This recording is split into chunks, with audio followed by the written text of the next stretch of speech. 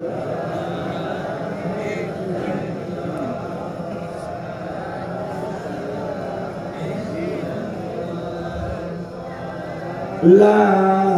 ইলাহা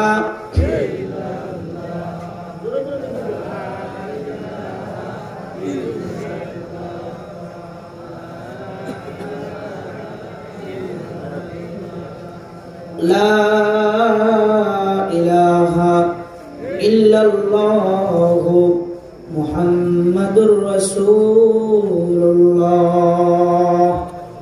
সাল্লাল্লাহু আলাইহি ওয়াসাল্লাম সাল্লাল্লাহু আলাইহি ওয়াসাল্লাম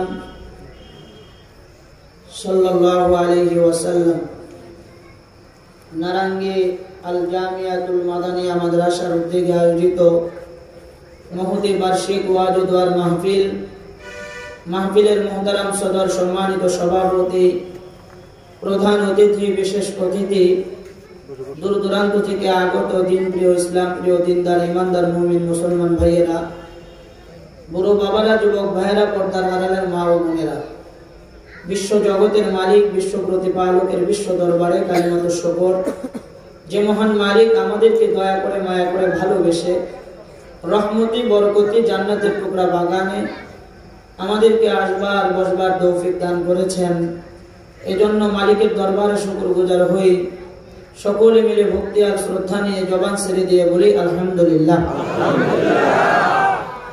মুহতারাম হাজিরিন, কুরআনে হাকিম 21তম পারায় অবস্থিত সূরা রুম থেকে আয়াতে কারিমা আপনাদের সামনে তেলাওয়াত করা হয়েছে। রাসূল করিম সাল্লাল্লাহু আলাইহি ওয়াসাল্লামের অসংখ্য অগণিত হাদিস থেকে হাদিসের টুকরো বিশেষ আপনাদের সামনে তেলাওয়াত করা হয়েছে। কুরআন এবং হাদিসকে সামনে রেখে কিছু কথা বলতে থাকা, বলনেওয়ালাকে ইখলাসের সাথে বলা, আমরা যারা শুনবো আমাদেরকে ইখলাসের সাথে শোনার তৌফিক দান করেন, সকলে বলি আমিন। মুহতারাম হাজিরিন, কুরআনের আয়াত এবং হাদিসগুলোকে সামনে রেখে এই মুহূর্তে আমি আপনাদের সামনে যে বিষয়টি নিয়ে হাজির হয়েছি, বিষয়টি অত্যন্ত তাৎপর্যপূর্ণ, গুরুত্বপূর্ণ একটি বিষয়। আমরা এই পৃথিবীতে এই নজর ফেলে যদি একটু তাকায় দেখি, সারা পৃথিবীতে যতগুলো মুসলিম ক্রান্তি আছে, সমস্ত মুসলমান ক্রান্তিগুলোর মুসলিমেরা কাফির মুশরিকদের হাতে নির্যাতিত, নিষ্পেষিত। এই যে মুসলমানদের এক করুণ দশা, মুসলমানদের এক করুণ বেহাল অবস্থা, এটার কারণ কি? পৃথিবীর বুকে যদি আমরা লক্ষ্য করি, আদমশুমারিদের গণনা মতে এই পৃথিবীতে প্রায় ৭৫ কোটি অধিক বেশি মানুষ রয়েছে। এর মধ্যে ২৫০ কোটির অধিক বেশি মুসলমান বসবাস করতেছেন। আলহামদুলিল্লাহ বলেন। সংখ্যায় মুসলমান অনেক বেশি। এত বিপুল সংখ্যক মুসলমান বর্তমানে পৃথিবীতে থাকার পরেও বাংলাদেশের মতো এতটুকু একটা রাষ্ট্রের ভিতরে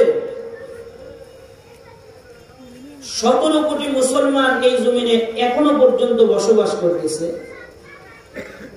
১৭ কোটি মুসলমানের মাটিতে কয়েকজন নাস্তিক মুরতাদদের হাতে শাসন হচ্ছে বিজ্ঞ উলামা একরাম।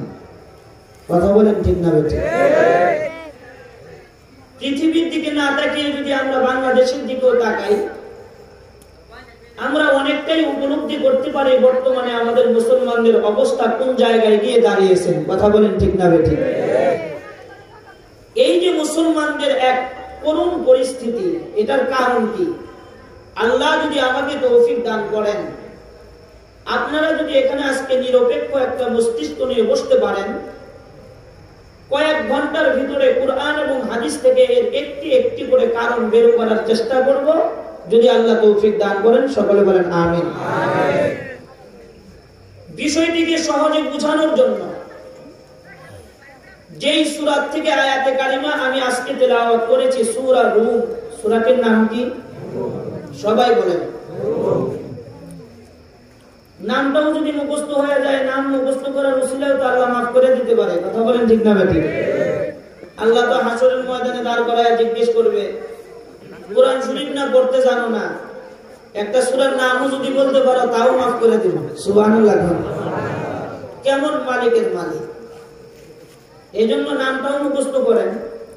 বলেন সূরাটার নাম কি? সবাই বলেন, সবাই।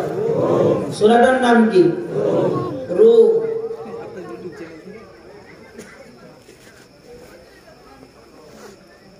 বিষয়টিকে সহজে বোঝানোর জন্য যে সূরাটির থেকে আয়াতে কারিমা আমি তেলাওয়াত করেছি, এই সূরার শানে নুজুল প্রেক্ষাপট যদি আমরা মনে প্রাণে গ্রহণ করতে পারি, আত্মবিশ্বাস আজকের বিষয়টা অনেক বুঝে আসবে আপনাদের। রাসূল কারীম সাল্লাল্লাহু আলাইহি ওয়াসাল্লাম যেই জামানায় এই পৃথিবীতে বসবাস করতেন, রাসূলের জামানায় এই পৃথিবীতে সবচেয়ে শক্তিশালী রাষ্ট্র দুইটা ছিল। কয়টা? একটা রাষ্ট্রের নাম রোম আর একটা রাষ্ট্রের নাম পারস্য। এই দুই দেশের মধ্যে মাঝে মধ্যেই যুদ্ধ হতো। যখনই এই দুই দেশের মধ্যে কোনো যুদ্ধ হতো, মক্কার কাফের মুশরিকেরা সাপোর্ট করত পারস্যের, আর মক্কার মুসলমানেরা সাপোর্ট করত রোম দেশের। এর কারণ কি? রোম দেশের লোকেরা খ্রিস্টান, পারস্য দেশের লোকেরা ছিল অগ্নি পূজারী। মুসলমানরা খ্রিস্টানদের সাপোর্ট করত, কারণ কি?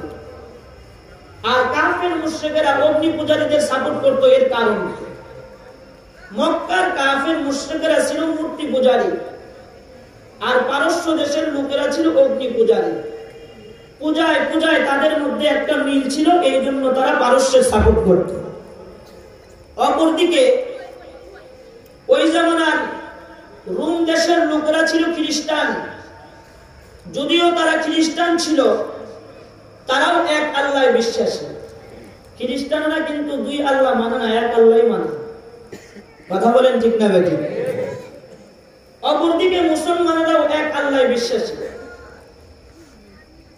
খ্রিস্টানেরাও এক আল্লাহ বিশ্বাসী, মুসলমানেরাও এক আল্লাহ বিশ্বাসী। ভেজাল তাহলে কোন জায়গায়? ভেজালটা ওই জায়গায় রাখছে, হযরতে ঈসা পয়গম্বরকে খ্রিস্টানেরা আল্লাহর পুত্র হিসেবে দাবি করে, আর সারা পৃথিবীর মুসলমানেরা ঈসা পয়গম্বরকে আল্লাহর নবী হিসেবে মানে এবং আল্লাহর একজন বান্দা হিসেবে মানে। সন্তান মানে না। কথা কোন ঠিক না বেঠিক? কিছু দিকে মিল আর কিছু দিকে অমিল। তারাও এক আল্লাহ বিশ্বাসী, আমরাও এক আল্লাহ বিশ্বাসী। খুব খেয়াল করবেন কথা। ভেজাল কোন জায়গায়? কথা কয় না। ঈসা পয়গম্বরকে তারা আল্লাহর পুত্র হিসেবে দাবি করে, আমরা ঈসা পয়গম্বরকে আল্লাহর পুত্র হিসেবে দাবি করি না। আমরা এটাই বিশ্বাসী, আল্লাহর কোনো জুজ নাই। কথা বলেন ঠিক না বেঠিক? আল্লাহর কোনো জুজ আসেনি, আল্লাহর কোনো ছেলে টেলে আসেনি, আল্লাহর কোনো পোলা আসেনি। লা শারীক। কথা বলেন ঠিক না বেঠিক? আল্লাহর কোনো শরীক নাই, আল্লাহর কোনো জুজ নাই। আল্লাহকে দেখা যায় না। দুইজনের একদম কথা বুঝলাম না কিছু। আল্লাহকে দেখা যায় না, দেখে মানার নাম ঈমান। কথা বলেন ঠিক না বেঠিক? उसे माना तो जाता है मगर देखा नहीं जाता, उसे माना तो जाता है मगर देखा नहीं जाता, मुसल्लम लम तरानी है बास्ते जलाल कुरानी, मुसल्लम लम तरानी है बास्ते जलाल कुरानी। জবান ছেড়ে দিয়া বলো, আমার আল্লাহকে কি দেখা যায়? এই মুসলমানরা, আল্লাহকে দেখা যায় না, কিন্তু না দেখা মানার নাম ঈমান। আল্লাহর কোনো শরীক নাই, আল্লাহর কোনো জুজ নাই, আল্লাহর কোনো সন্তান নাই। জোরে কথা বলো ঠিক না বেঠিক? এ বাবা, আল্লাহর একাত্মবাদের স্বীকৃতি জবান ছেড়ে দিয়ে দেওয়া এটা ঈমান। আল্লাহর ব্যাপারে যখন কোনো সাক্ষী আসবে বাবা, তুমি সাক্ষী দিলেও আল্লাহ পবিত্র, তুমি সাক্ষী না দিলেও আল্লাহ পবিত্র। কথা বলো ঠিক না ঠিক? আমাদের সাক্ষীর উপরে আল্লাহর পবিত্রতা প্রকাশের কোনো প্রয়োজন নাই। এরপরেও আল্লাহ বলেন, আমার পবিত্রতার সাক্ষী যদি কোনো বান্দা দিয়ে দেয়, আমি একাত্মবাদের স্বীকৃতি যদি কোনো বান্দা দিয়ে দেয়, ওই বান্দার সাক্ষীর উপরে নির্ভর করে আমি বান্দাকে মাফ করে জান্নাত দিয়ে দিব। সুবহানাল্লাহ। আর আস্তে বলো, উসে মানা তো জাতা है मगर देखा नहीं जाता, उसे माना तो जाता है मगर देखा नहीं जाता, मुसल्लम लम तरानी है वास्ते दिलाल कुरानी, मुसल्लम लम तरानी है वास्ते दिलाल कुरानी। আবার জবান ছেড়ে দিয়া বলো, বাবা আমার আল্লাহকে কি দেখা যায়? জোরে একবার আওয়াজ দিয়া বলো, আমাদের মালিক কে? আরো জোরে জবান ছেড়ে দিয়া বলো, বাবা মালিক কে? আরো একবার জোরে আওয়াজ দিয়া বলো, আমার আল্লাহ কে? আল্লাহর নাম কি? জোরে একবার জবান ছেড়ে দিয়া বলো সুবহানাল্লাহ। আরো জোরে জবান ছেড়ে দিয়া বলো আলহামদুলিল্লাহ। আরো জোরে একবার মালিককে ডাক দিয়া বলো আল্লাহু আকবার। আরো জোরে জবান ছেড়ে দিয়া বলো আল্লাহু আকবার। এই বাবা, মালিকের নাম জবান দিয়ে রাখতে মনে চায় না। জীবনে কত নেতার নামে তুমি স্লোগান দিয়েছো বাবা, কত প্রতীকের নামে তুমি স্লোগান দিয়েছো। আল্লাহর কসম, আল্লাহর কসম, তোমার হায়াতে জিন্দেগীর কোনো গুনাহ মাফ করা হয় নাই। কিন্তু তুমি শুধু জবান দিয়ে একবার বলছো সুবহানাল্লাহ, বলতে দেরি আল্লাহ পাক উহুদ পাহাড় পর্যন্ত নেকি তোমার আমলে জমা করতে দেরি করে না। আবারও জমা হয়ে গেছে, আবারও জমা হয়েছে, আবারও জমা হয়েছে, আবারও জমা হয়েছে। শুধু একবার জবান দিয়ে বলছো আলহামদুলিল্লাহ। রাসূল বলেন, বান্দার জন্য আসমানের মালিক জান্নাতে একটা গাছ লাগাইতে দেরি করে না। আলহামদুলিল্লাহ বলো। আবারও গাছ লাগানো হয়ে গেছে, আবারও বলো, আবারও গাছ লাগানো হয়ে গেছে। রাসূল কারীম বলেন, বান্দা যখন একবার আলহামদুলিল্লাহ বলে, বান্দার জন্য আসমানের মালিক জান্নাতের মধ্যে একটা গাছ লাগাইয়া দেয়। এই গাছের দূরত্ব কত বেশি বাবা, আমার আল্লাহ কত বড়, গাছের দূরত্বটাও তত বড়।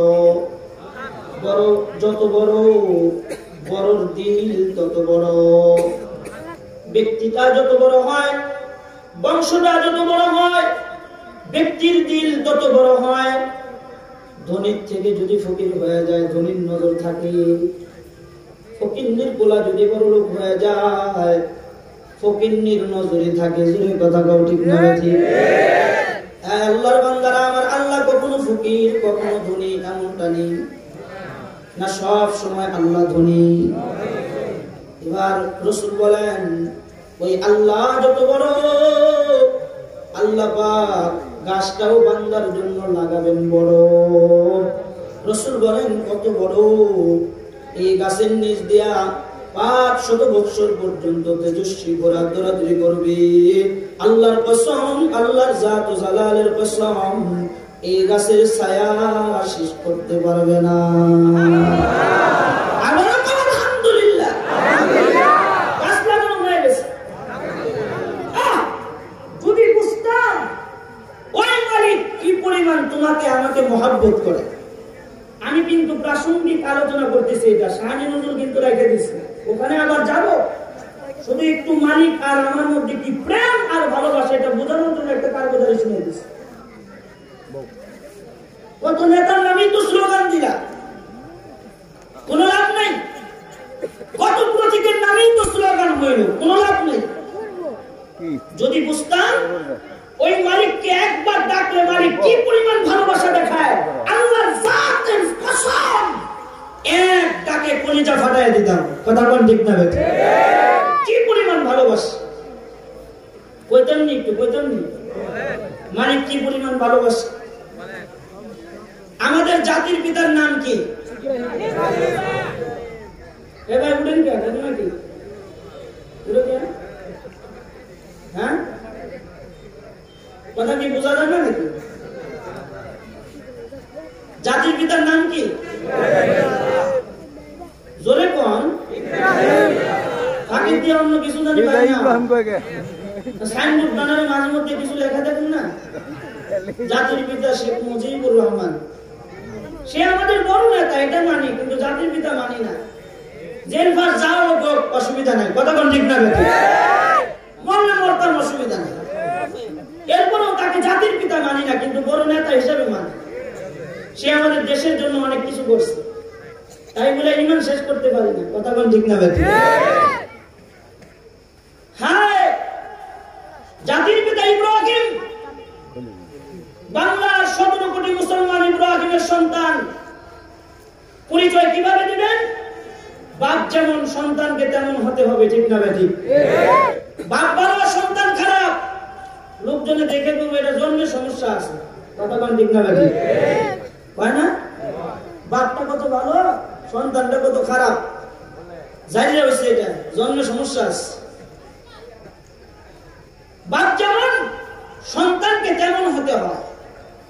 তো আমাদের বাবার একটা অভ্যাস ছিল, আমাদের আব্বা ইব্রাহিমের অভ্যাস ছিল, তিনি কোনদিন দস্তরখানায় মেহমান ছাড়া বসতেন না। আল্লাহু আকবার, আর আসতে পারেন আল্লাহু আকবার। আর আমাদের ওই পিতার সন্তান আমরা, মেহমান দেখলে তো বিরক্ত হয়ে যায়। বলে আইলো তো আইলো, পাট কাটার দিনে আর ধান কাটার দিনে আইলো, সময় কমে পাইলো না। কথা কোন ঠিক না বেটি? বিরক্ত হয়ে যায়। কিন্তু আমাদের বাপ কেমন সাখাওয়াত ছিল, দস্তরখানায় মেহমান ছাড়া কোনোদিন বসতেন না। একদিন দস্তরখানায় বসে পড়েছে, আল্লাহর বান্দারা, কোনো মেহমান নাই। বাবা বড় পাগল হয়ে গেছে, আজকে আমার দস্তরখানার মধ্যে মেহমান নাই, ইতিহাস ব্রেক করা যাবে না, দস্তরখানায় মেহমান নিয়ে বসতে হবে। মেহমান আনার জন্য রাস্তায় চলে গেছে। এরে আল্লাহর বান্দারা, দেখে রাস্তা দিয়ে একজন সনাতন ধর্মের লোক যাচ্ছে হেঁটে হেঁটে। পয়গম্বর সনাতন ধর্মের লোকটাকে ডাক দিয়া কয়, আল্লাহর বান্দা, আজকে তুই আমি পয়গম্বরের দস্তরখানার মেহমান।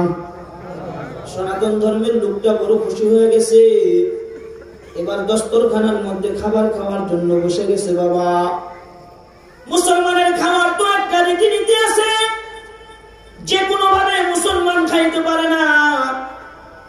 মুসলমান সুন্নত তরিকায় বসবে, সুন্নত তরিকায় খাবে। জোরে কথা বলো, ঠিক না বেঠি? মুসলমান হালাল খাবারগুলো ডান হাতে খাবে, কাজ শুরু করার আগে বিসমিল্লাহ বলবে, খাবারের আগে বিসমিল্লাহি ওয়া আলা বারাকাতিল্লাহ দোয়া করবে। এটা হলো মুসলমানের তরিকা। অন্য কোন তরিকা মুসলমান অবলম্বন করতে পারে না। কিন্তু সনাতন ধর্মের লোকটা হাত ধোয়ার কোনো খবর নাই, বিসমিল্লাহ বলার কোনো খবর নাই। পয়গম্বরে আরবি বড় গরম হয়ে গেছে। পয়গম্বর ইব্রাহিমের সাথে দস্তরখানায় খাবার খাইতে আসছে, বিসমিল্লাহর খবর নাই, হাত ধোয়ার খবর নাই। বাবাই তো লোকটাকে ধমক দিয়া দস্তরখানার থেকে উঠাইয়া দিছে। একদম বক্তু থাকা, খাবার খাবার আগে যে সুন্দর করে হাত ধুইতে হয় এটাও কি শিখো নাই? খাবার খাওয়ার আগে বিসমিল্লাহ করতে হয় এটাও কি শিখো নাই? খাবার খাওয়ার আগে বিসমিল্লাহি ওয়া আলা বারাকাতিল্লাহ। একটা ক্লাস হয়ে যাক, সবাই আমার সাথে করো, বিসমিল্লাহি ওয়া আলা বারাকাতিল্লাহ, বিসমিল্লাহি ওয়া আলা বারাকাতিল্লাহ। দোয়া শিখিয়ে দিলাম। এবার পয়গম্বর আরবি ডাক দিয়া কয়, এই কম্বক কোথাকার, হাত ধোয়ার খবর নাই, বিসমিল্লাহ বলার খবর নাই, দোয়া না পড়লে হাত ঢুকায় দিলা, খাবার খাওয়া শুরু করেছে। পয়গম্বরের সামনে বৈশা কিভাবে খাবার খাইতে হয় এটাও শিখো নাই, বিসমিল্লাহ কেন করলা না? লোকটা দাঁড়ায়া পয়গম্বরের দিকে তাকায় কয়, আমি বিসমিল্লাহ মানি না। নাউজুবিল্লাহ কয় না, আমি তো বিসমিল্লাহ মানি না। চিন্তা করছেন, পয়গম্বরের সামনে কয় আমি বিসমিল্লাহ মানি না। বাপ কেমন গরম হবে? ওই যুগে নবীর সামনে সনাতন ধর্মের লোক কয় বিসমিল্লাহ মানি না, আর আমাদের বাপ সনাতন ধর্মের লোকটাকে ডাক দেয়া কয় কলিজার জোফাটা টান দিয়ে ছিঁড়ে ফেলাম। আল্লাহু আকবার। আমার সামনে দাঁড়ায় বিসমিল্লাহ মানি না, হাত ধর নাই, অপরাধ করছো, বিসমিল্লাহ বলো নাই, অপরাধ করছো। আমার দ্বারা বলো বিসমিল্লাহ মানি না, কলিজা টান দিয়ে ছিঁড়ে ফেলবো। ওই বাবার 17 কোটি সন্তান বাংলার জমিনে থাকতে ডক্টর মুরাদের মতো রাষ্ট্রিক বিসমিল্লাহ সংসদে থাকবে না, এই কথা বলার দুঃসাহস পায়। নিঃসন্দেহে আমরা ওই বাবার সন্তান হতে পারি নাই, যেটা কথা বলে ঠিক যাবে। তাকবীর, আল্লাহু আকবার, তাকবীর, আল্লাহু আকবার। কোরআনের আলো ঘরে ঘরে জ্বালো, আল হাদিসের আলো ঘরে ঘরে জ্বালো, নাস্তিকদের গালে গালে তাকবীর, আল্লাহু আকবার। বাপ যেমন হবে সন্তানকে তেমন হতে হবে। বাবার সামনে দাঁড়িয়ে কয় বিসমিল্লাহ মানি না, বাপ কয় কলিজার জোফা টান দিয়ে ছিঁড়ে ফেলাবো। ওই বাবার সন্তান 17 কোটি মুসলমান বাংলাদেশে, কথা বলেন ঠিক না বেঠিক? কিভাবে পরিচয় দিবা?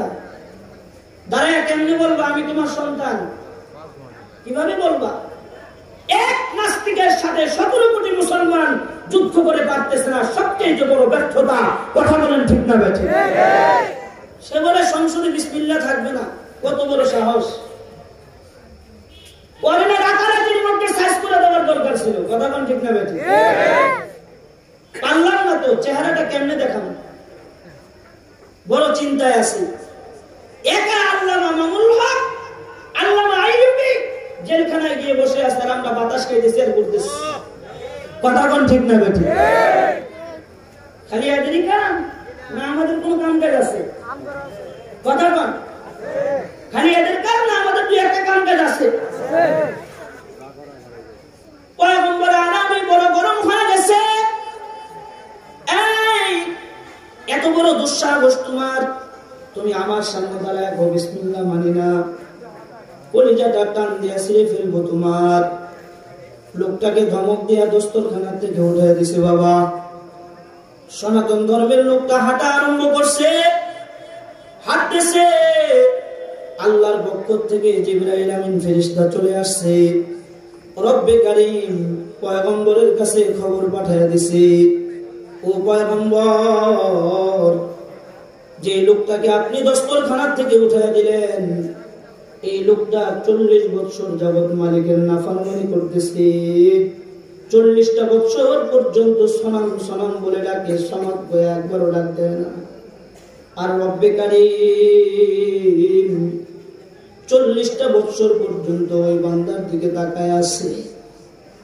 একবারও যদি বান্দা ভুলে সমাজ বলে একটা ডাক দেয়, বান্দার পিছনের গুনাহ মাফ করিয়া আল্লাহ কালেমার মতো দৌলত নসিব করে দিবে। আল্লাহু আকবার বলো, আল্লাহু আকবার। কেমন দরদ, কেমন ভালোবাসা! পয়গম্বর আরবি লোকটাকে আনার জন্য দৌড়। লোকটা পিছন দিকে তাকায় দেখে পয়গম্বর দৌড়, পিছন দিকে তাকায় দেখে দৌড়ের ভঙ্গিমা তো বেশি ভালো দেখা যায় না। আগের বার ধমক দিয়া উঠে দিছে, এবার যদি দৌড়ের পরে ধরতে পায় না জানি অবস্থা কি করে ফেলায় আল্লাহ ভালো জানে। আরো জোরে দিছে দৌড়। পয়গম্বর আরবি পেছন দিক থেকে ডাকে আর কয়, আল্লাহর বান্দা দাঁড়া। রব্বে কারীম তোকে কি পরিমাণে ভালোবাসে। এই মুহূর্তে তোকে নিয়ে যদি আবার আমি পয়গম্বর আরবি দস্তরখানায় না বসে যাই, হয়তোবা হতে পারে পয়গম্বর আরবির নামটা রব্বে কারীম নবুয়তের খাতা থেকেও কেটে দিতে পারে। আল্লাহু আকবার বলো। কথাটা শুনে লোকটা থমকে মেরে দাঁড়িয়ে গেছে। এই পয়গম্বর কি শুনাইলেন? 40 বছর পর্যন্ত মূর্তিকে ডাকলাম, সনাম সনাম বলে ডাকলাম, 40 বছরেও মূর্তি আমার কোনো খবর নিল না। ওই রব্বে কারীম নাকি 40 বছর যাবত আমার দিকে তাকায় আছে। 40টা বছরে সনাম সনাম বলে ডাকার পরেও 1 সেকেন্ডের জন্য মালিক কোনোদিন রিজিকের দস্তরখানা আমার সামনের থেকে টান দিয়ে সরাই নাই। আজকে আপনি উঠে দিয়েছেন, রব্বে কারীম রাগ হয়ে গেছে। ওই মালিক এত বেশি ভালোবাসে, এক পয়গম্বর ওই মালিকের শানে জীবন দিব না তো কোন মালিকের শানে জীবন দেব? দেরি করেন না, তাড়াতাড়ি আমার কালিমা পড়ে মুসলমান বানান। আল্লাহু আকবার বলেন। আল্লাহু আকবার। ওই মালিককে ডাকবো না তো কোন মালিককে ডাকবো? যে মালিক রাতের বেলাও তোমার আমার দিকে তাকায় থাকে, দিনের বেলাও তোমার আমার দিকে তাকায় থাকে, যে মালিক 24টা ঘন্টা তোমার আমার দিকে তাকায় থাকে। জোরে কথা বলো, ঠিক না বেঠিক? এই পরিমাণ ভালো মালিক আমাদেরকে বাসে। যদি এটা বুঝতাম, কোন নেতার নামে জীবন দেব এই কথা কোনোদিন বলতাম না। এটা কুফর। জোরে কথা বলো, ঠিক না বেঠিক? যারা কাফের, কুফার, জাহেলের জন্য জীবন দিতে চায়, ফেরাউন নমরুদের জন্য জীবন দিতে চায়, যারা মুমিন এরা সব সময় মুখে বলবে আল্লাহর জন্য জীবন দিব। কথা বল, ঠিক না বেঠিক? সব সময় আল্লাহর জন্য জীবন দিতে তারা প্রস্তুত থাকবে। তো আমি যে কথাটা বোঝানোর জন্য এই এতগুলো কথা বললাম, সেটা হলো যে ঈসা পয়গম্বরকে তারা আল্লাহর পুত্র হিসেবে দাবি করে, আমরা দাবি করি না। কথা বল, ঠিক না বেঠিক?